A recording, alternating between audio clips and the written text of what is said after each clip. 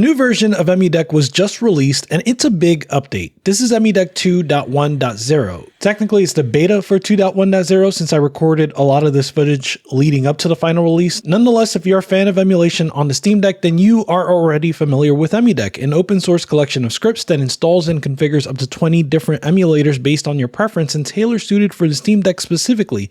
It's more than that too, but the point is EmuDeck makes emulation as intuitive as I've ever personally seen, thanks in part to the seamless graphical wizard. Inside the wizard, there's an easy mode install which does everything for you. The process is simple enough that you may not even need this video, especially for much older games and systems. But I'm making this ultimate emulation guide for those of you that want to see how to make the most out of EmuDeck. There's a lot of functionality here that a lot of people aren't aware of, so my goal with this video is to make the most in-depth EmuDeck video tutorial out there to help you with almost any issues you may have. There's a lot to discuss, but there are chapters if you want to refer back to this for something specific. I'm going to start with what's new for returning users and how to get the latest update. From there, the rest of this video will be directed towards all levels of EmuDeck users. If at any point you're finding this in-depth guide helpful, make sure to hit the like button and feel free to recommend it to others. For returning users, you shouldn't need to download anything new. Run EmuDeck and it will run the self-updater and you'll be greeted with a new home screen. I have a chapter dedicated to mentioning all the items in the home screen in case you're wondering what any of these are. But what's new in this version of EmuDeck and why should you update? Good question. Here's a brief overview. The new EmuDeck store makes it easier to browse homebrew collections, and you can now download games one by one. There are some real hidden gems here that you may have never played but still evoke the awesome charm of retro games since they were made for retro systems. Additionally, EmuDeck provides some highlights, so maybe just try those and see how you fare, but please do give at least a couple of these a try. EmuDeck are trying hard to make sure homebrew devs get some love, and rightfully so because it's well deserved. The next thing to look out for is a bit of a UI overhaul. There's this changelog that I'm looking at now that makes it easy to always see what's new in EmuDeck. There's the status page that shows up after you install, and it's incredibly useful and helpful to see what EmuDeck actually installed and configured on your behalf. Likewise, if you do a custom install or a custom reset, there is a confirmation page now that tells you exactly what it's about to install and configure, and that's once again helpful for knowing what EmuDeck is about to do. The home screen itself has been completely overhauled. If you open EmuDeck after it's already done an installation, you get this page that's chock full of features, and I'll be going over it in detail later in this video. Retro achievements have also been added for PS1 and PS2. They were already there for some other consoles, but the addition of retro achievements to the PlayStation and PlayStation 2 libraries is a very welcome feature indeed. There are also a host of new emulators. EmulationDS Standalone has been added for playing DS games. This is actually provided as an alternative to the default of using RetroArch to emulate DS games. You may still prefer RetroArch for some of that juicy RA functionality like retro achievements. On the other hand, EmulationDS Standalone has better performance and doesn't require BIOS files. To my knowledge, it also has better compatibility with DSi games. Likewise, Rosalie's Mupen GUI or RMG has been added for N64 play. Similar to EmulationDS, this serves as an alternative to emulating via RetroArch. It sounds like it's a bit easier to use than RetroArch, but I don't know if that also comes with compatibility and performance improvements. The last RetroArch alternative is the standalone MGBA emulator for Game Boy, Game Boy Color, and Game Boy Advance. This emulator can do System Link for Dolphin and has better support for gyro, presumably for games like WarioWare Twisted. Additionally, for new emulators, EmuDeck now installs the CMU app image as opposed to using the Windows executable. Finally, EmuDeck now also installs RetroArch cores for Pico 8 and TIC-80. Both of these are what are referred to as fantasy consoles or fantasy computers. They have the limitations and constraints of computers from the 1980s, but were created by modern hobbyists, kind of like the Playdate, but the hardware doesn't actually exist.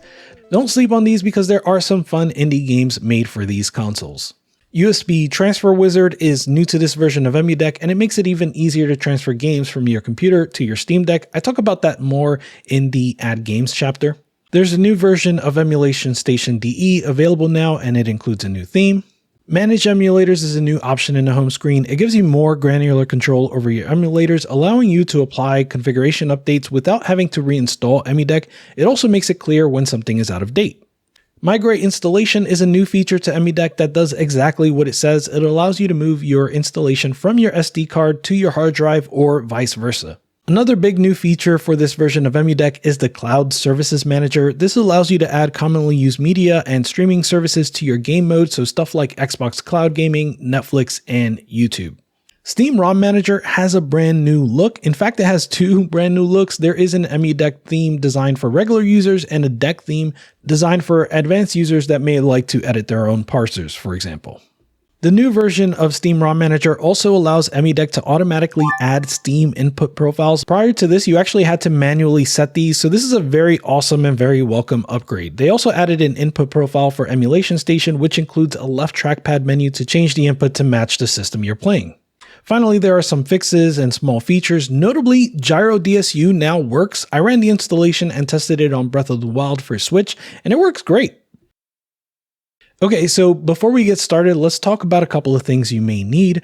The first thing you may need is an SD card. Personally, I prefer to store my emulation setup on an SD card since I have some large Switch games and I don't want to take up space on my Steam Deck's drive. EmuDeck makes it easy to install everything to an SD card, and I would recommend that as the way to go, so I'll have a link to an SD card in the description. The next thing you'll need is a way to navigate desktop mode. You can do this with the native Steam Deck controls, but even after a lot of time fine-tuning and using desktop deck controls, I still find it to be a bit awkward, and I personally prefer having a more robust solution. If you're like me and also need a more robust solution, there are two ways that you can address this. You can plug in some sort of mouse and keyboard, or you can control the Steam Deck remotely. The Steam Deck is compatible with almost everything, so I'm sure you can find your own mouse and keyboard, but I will recommend this portable mouse keyboard combo that I still use pretty frequently. Once again, there's a link to that in the description.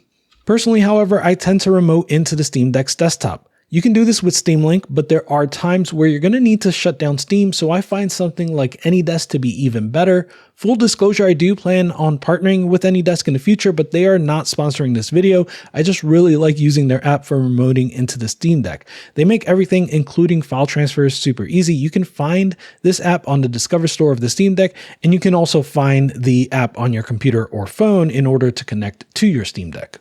Speaking of transferring files, you'll also need something to do that as well. I often use AnyDesk to copy files from my computer to the Steam Deck.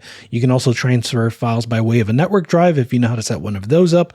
But one of the new features in EmuDeck is the USB transfer wizard. This makes it super easy to transfer games from a USB drive, and I'm going to be going over that in this guide. So if you go that route, you'll of course need a USB drive, so I'll provide a link to that too. And by the way, you may already know, but many of the links I'm sharing are affiliate links, which means I get a kickback if you do want to support this channel.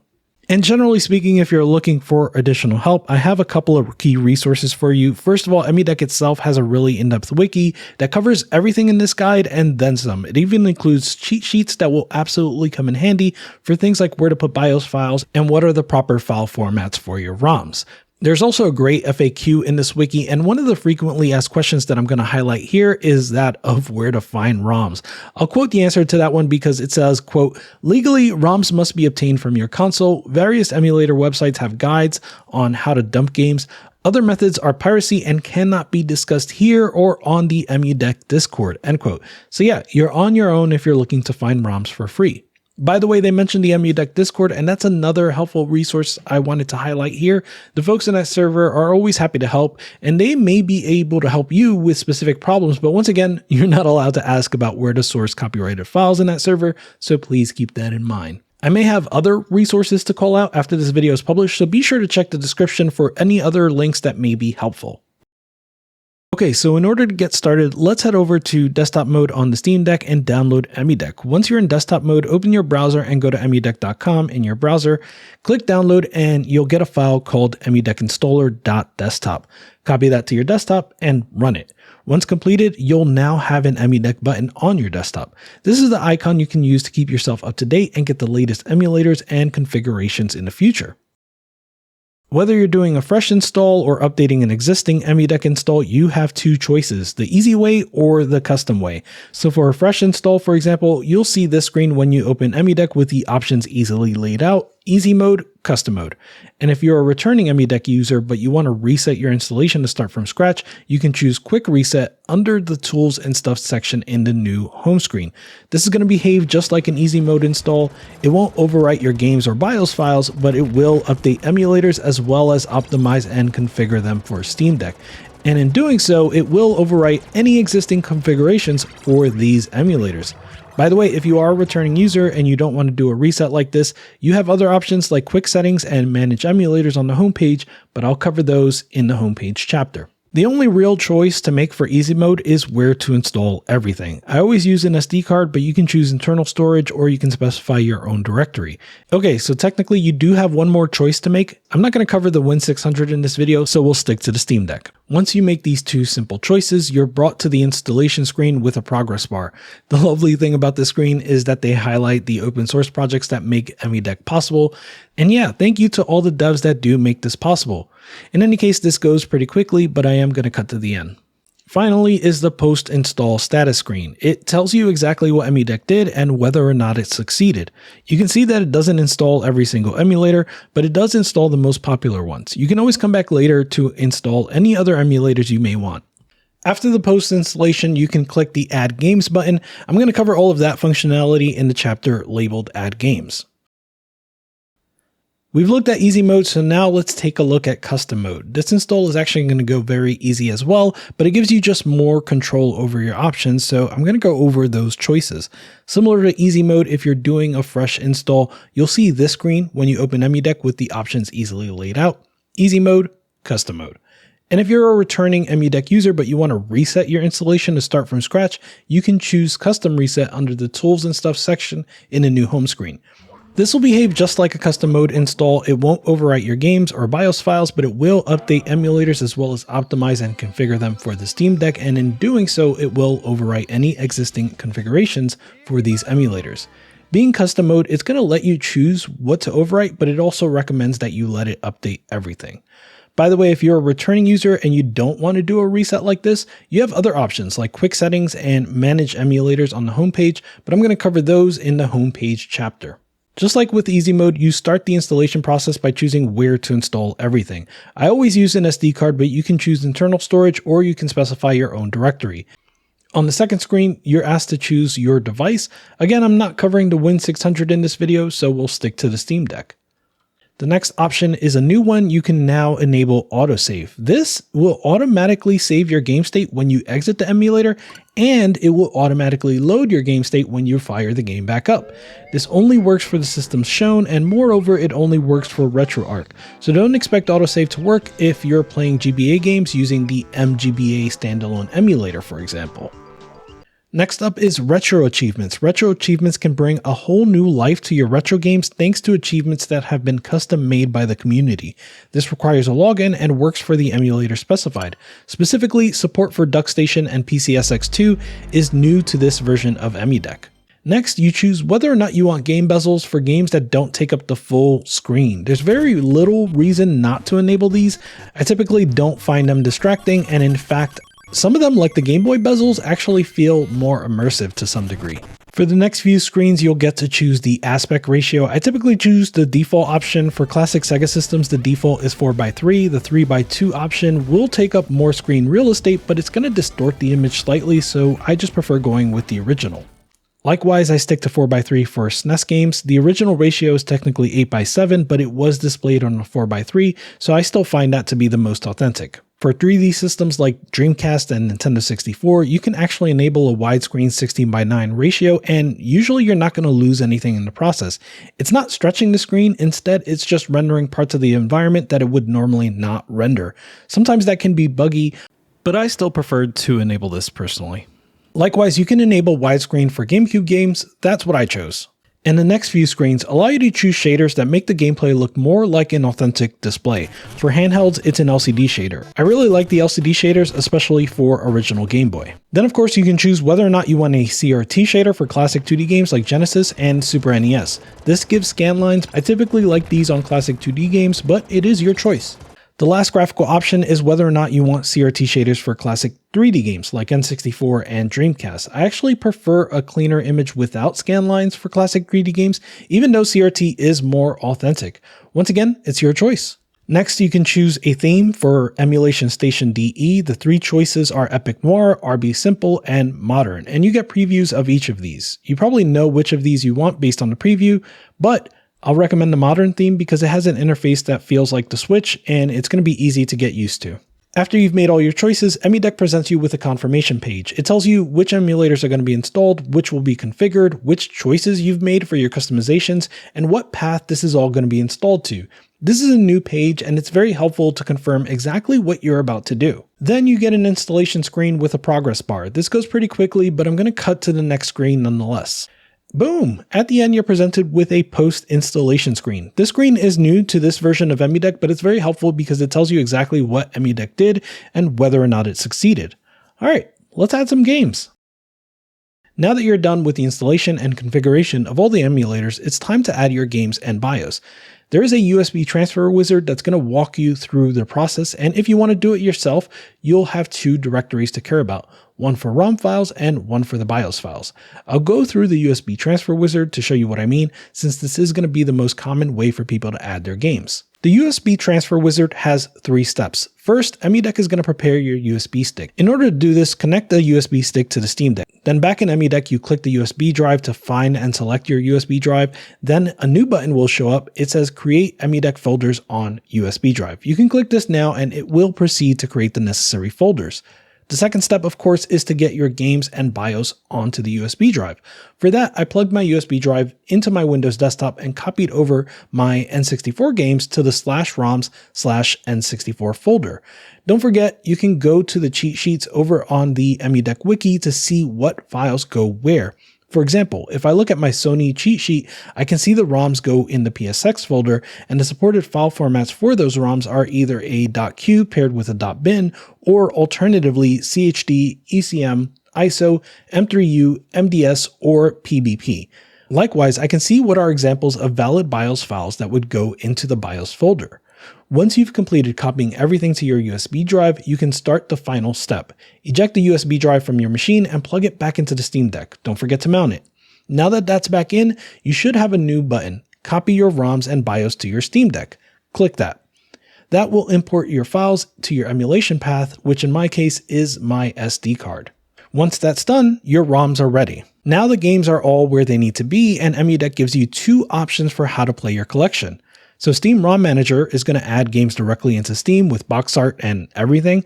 This can get a little harrowing if you have an extremely large collection, which is why Emulation Station is a nice option as well. Emulation Station is a one-stop shop that you can use to navigate and play large retro libraries. So what I tend to do is add my favorites to Steam using Steam ROM Manager and leave the rest of my collection to be played in EmulationStationDE. With that in mind, let's look at adding games to Steam via Steam ROM Manager or SRM. As mentioned, the UI for SRM has been overhauled to be a lot more readable and usable on the deck. The first screen you're presented with is a list of parsers. Each of these parsers should create a Steam collection for you and add items to that Steam collection so that they're accessible in gaming mode. There are a whole lot of parsers, but here's what you need to keep in mind. The first item on the list is EmulationStationDE. Keep this on to make sure EmulationStationDE is available to you within Steam. As I already mentioned, I use this for the games that I don't add to Steam, so it's helpful for me to have it actually available inside of Steam. The next item is emulators, and this is another helpful item to add. This adds the individual emulators to Steam, and I like this option in case I want to troubleshoot or modify emulator settings from within the emulator and I don't want to exit desktop. Finally, there is at least one parser for each supported system. So if you leave all of these enabled and you have a large collection, the starting list is going to be huge. So what I typically do is I just start with one console just to test it. And for this video, I'm going to disable every parser and then re-enable Emulation Station, emulators, and Nintendo 64 so I can import those N64 ROMs that I transferred over. From there, I click preview and it's going to download images for all the items it found based on my selected parsers. I have over 100 N64 games and I don't want to see some of those in Steam. Like, I had some good times with Mario Party back in the day, but I have no real intention of playing that on my Steam Deck. So I click exclude apps and start by clicking on the games I want to exclude and they get unselected. When I'm done, I click save exclusions at the top. I can also look through and change the box out for these, and Steam ROM Manager will maintain my selections. Don't forget that there are a few media types, and you may want to make sure that you get the right horizontal and vertical box art, not to mention perhaps logos and hero media as well. I tend to fly through these since, again, it can take a lot of time and I mostly prefer to spend my time actually playing the games. Finally, when you're done reviewing your selections, you can just click Save to Steam and it will add these games to Steam with the proper collection and box art as you've seen here. And as I said, the other way to play your retro collection is via EmulationStationDE. This is a really robust front end that allows you to easily navigate a large game collection. It's one of those rabbit holes you can lose yourself in when it comes to retro gaming.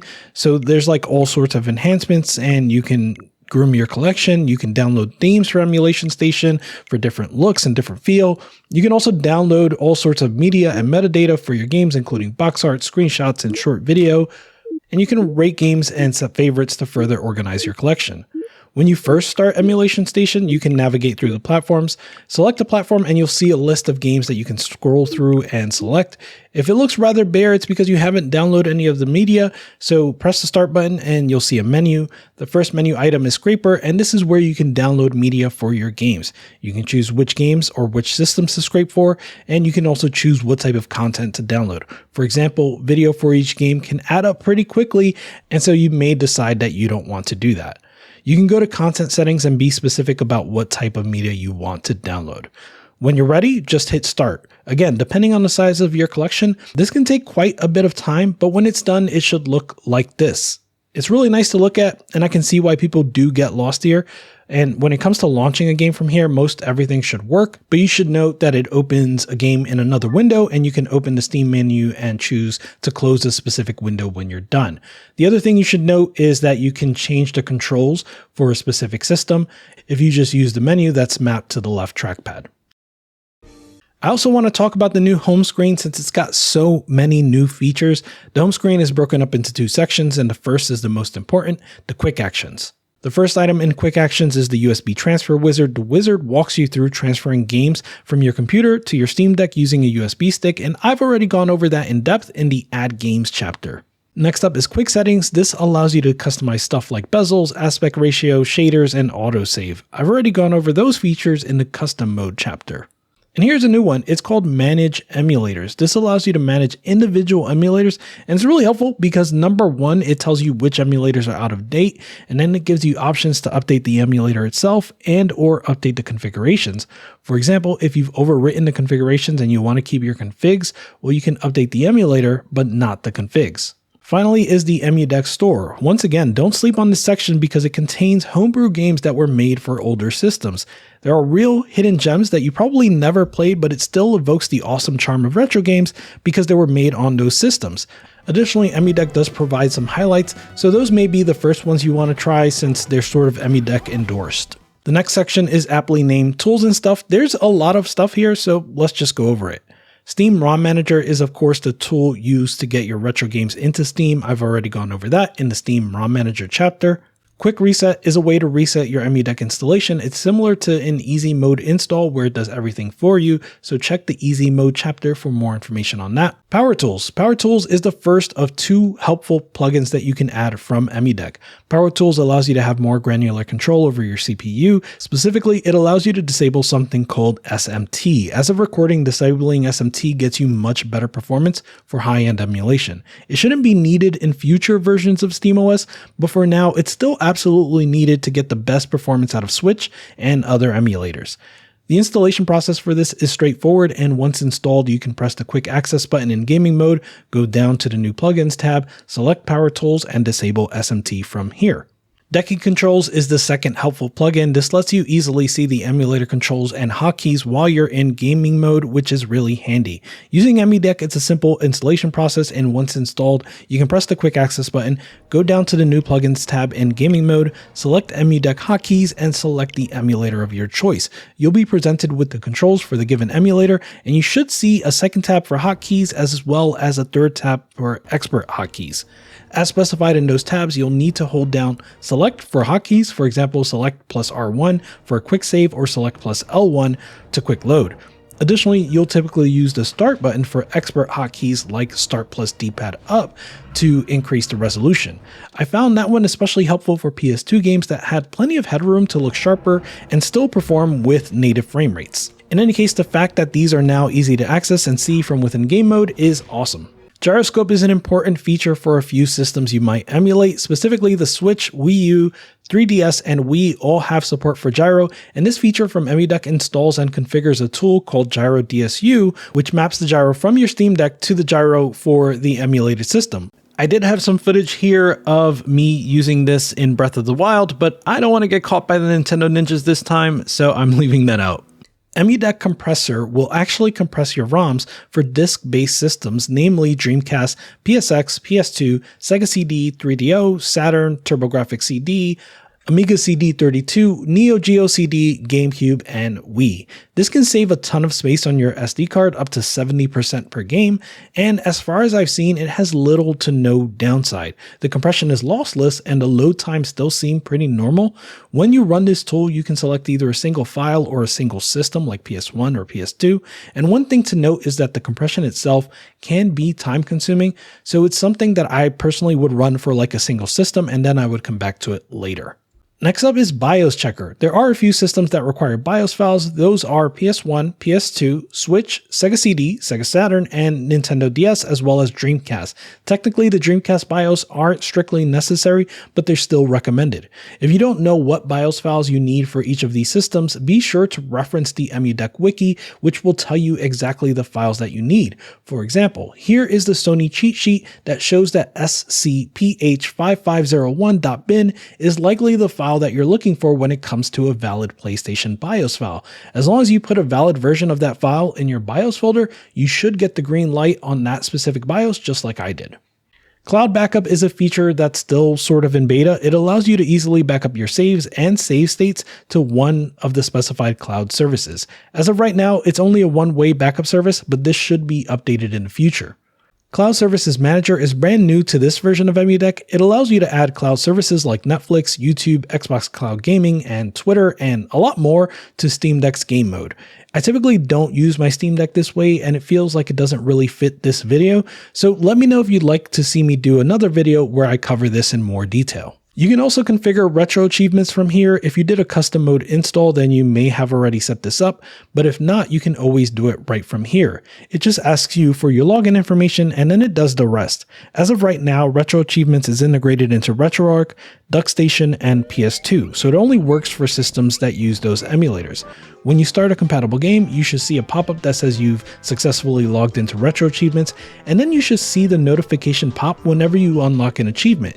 You can go to the retro achievements site to see your progress, but there's also a Decky Loader plugin for these achievements. Unfortunately, I couldn't get it to work for me, but it might work for you. The migrate installation feature does exactly what it says. It allows you to move your installation from your SD card to your hard drive or vice versa. Fetch log file is helpful if you're having some trouble with your install and you're looking for help. In the EmuDeck Discord, they may ask you to upload your log file, for example, and this should help them figure out what's going on. And of course, the uninstall button uninstalls EmuDeck from your computer, but why would you want to do that? Finally, you can become a patron to support EmuDeck. EmuDeck is possible thanks to some extremely hard work from some devs that just really care about the Steam Deck and the retro gaming community. If you're wondering how you can support them, here's how. By the way, let me know if you want a part 2 for this video where I would break down each individual emulator. If you want to see an example of the last time I did this, make sure to check out my Switch emulation video, which goes in depth on how to make the most out of Switch emulation. Deck Gang out. Goodbye.